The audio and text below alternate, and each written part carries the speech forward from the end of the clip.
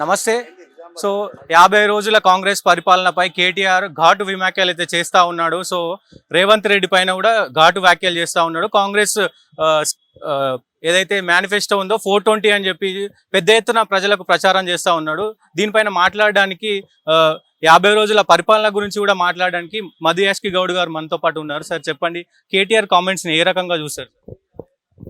కేటీఆర్ అనే వ్యక్తి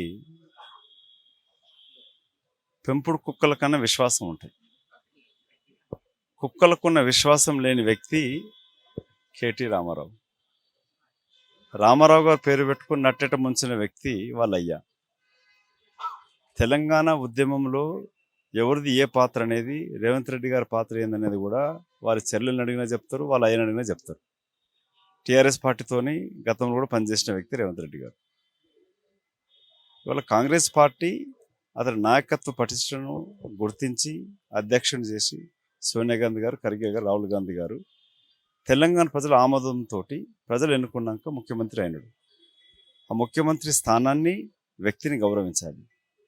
ముఖ్యమంత్రి పదవిలో ఉన్న వ్యక్తిని, రాజ్యాంగబద్ధంగా ఎన్నుకోబడ్డ వ్యక్తిని నీలాగా అమెరికాలో అంట్లు దోమి రాలే, అయ్యే చాటున ఎదగలే, సామాన్య రైతు కుటుంబంలో జన్మించి అంచెలంచెలుగా ఎదుగుతూ ఇవాళ కాంగ్రెస్ పార్టీ అధ్యక్షుడిగా ముఖ్యమంత్రి స్థానంలో కూర్చున్నాడు.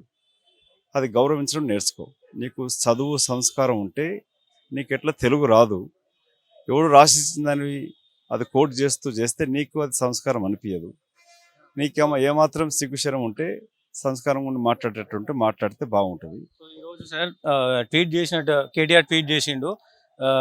అంటే సీఎం గారిని పట్టుకొని కుక్కను ఆ పదజాలంతో దూషించిండు. ట్విట్టర్ వేదికగా ఇట్లాంటి కామెంట్ చేయడాన్ని ఎట్లా చూస్తారు మీరు? సంస్కారం ఉన్న ప్రతి వ్యక్తి దీన్ని వ్యతిరేకిస్తారు.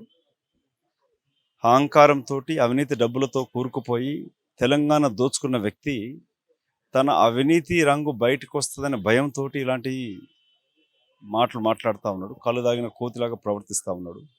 వాడు కేడి మాటలు మాట్లాడుతూ ఉన్నాడు. ప్రజలు ఇవాళ అందరూ హర్షిస్తున్నారు, గౌరవిస్తున్నారు. ప్రజలు కాంగ్రెస్ పార్టీ ప్రభుత్వాన్ని, రేవంత్ రెడ్డి గారి నాయకత్వాన్ని ఆదరిస్తూ ఉన్నారు. ఎమ్మెల్సీ కోదండరాంకి ఇవ్వడం పట్ల కూడా మీరు ఎట్లా ఇస్తారని చెప్పి వ్యాఖ్యలు చేస్తూ ఉన్నారు. మరి సన్యాసి కోదండరామ్ గారు జాయింట్ యాక్షన్ కమిటీ చైర్మన్గా తెలంగాణ ఉద్యమంలో కీలక పాత్ర. మీ నాయనను చూసి చేరలే.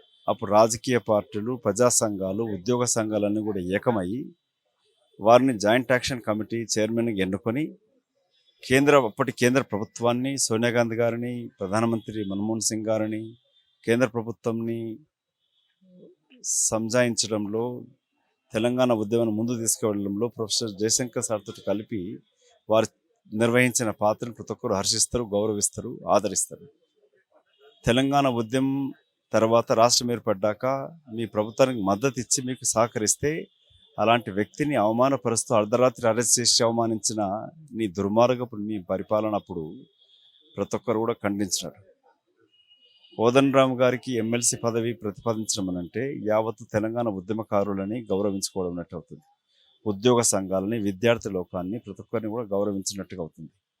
ఇవాళ వారికి ఎమ్మెల్సీ పదవి కాంగ్రెస్ పార్టీ, రేవంత్ రెడ్డి గారు, అటు కేంద్ర నాయకత్వం ఆఫర్ చేసిందనంటే వారి సేవలను గుర్తించి, వారి విప్లవాత్మక నిర్ణయాలను గుర్తించి వారిని గౌరవించడానికి కొరకు ఆ నిర్ణయం తీసుకోవడం జరిగింది. నీ ఇష్టమున్న చోట పోయి మాట్లాడుకో. నువ్వు కోర్టు పోతావా, ఇంకెక్కడ పోతావో తెలుసుకో, మీ అయ్య కోర్టు పోతావో తెలుసుకో. ప్రొఫెసర్ కోదండరామ్ గారి పైన ఇంకా విమర్శనాస్త్రాలను ప్రతిపాదిస్తే తెలంగాణ ఉద్యమకారులంతా నీ చెంప చెల్లు అనిపిస్తారని గుర్తుంచుకుంటే మంచిది. ఫైనల్గా 100 రోజుల్లో కాంగ్రెస్ ఏదైతే 6 గ్యారంటీలు ఇచ్చిందో 100 రోజుల్లో అమలు చేయబోతున్నారా సార్? తూచా తప్పకుండా 101% అమలు చేసి తీరుతుంది. ఆల్రెడీ 2 అమలు చేయడం జరిగింది. మిగతా 2 కూడా నిన్నే ముఖ్యమంత్రి గారు ప్రకటించినారు.